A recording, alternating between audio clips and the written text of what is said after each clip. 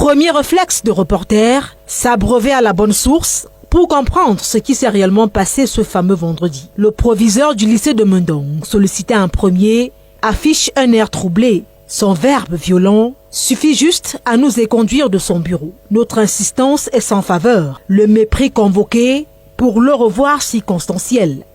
La nouvelle d'une partouze démantelée, impliquant des élèves du lycée, est encore traînante dans tous les commentaires entre élèves. Quelques-uns sollicités acceptent de nous raconter sous anonymat.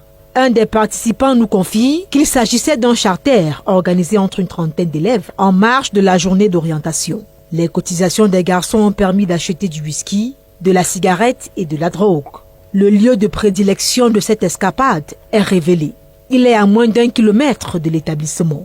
Un voisin nous y amène, ici le portail qui mène au charter. Personne pour nous recevoir dans cette bâtisse visiblement en chantier.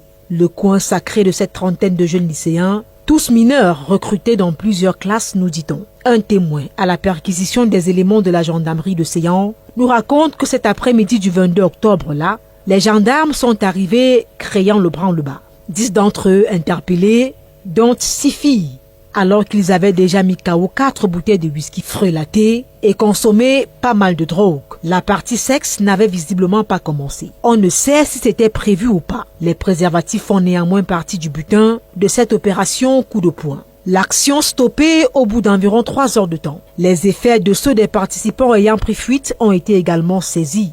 3 vont se rendre eux-mêmes un jour après, certainement agacés par des questions des parents. Une nuit au cachot, puis libération sous caution morale des parents. Leurs camarades courent toujours, mais leurs sacs, tenues et autres matériels scolaires ont été saisis, la drogue aussi. L'enquête ouverte permettra peut-être d'appréhender les présumés dealers actuellement dans la nature. Au lycée, le conseil de discipline programmé ce jeudi, après plusieurs renvois, table sur des sanctions au niveau de l'établissement.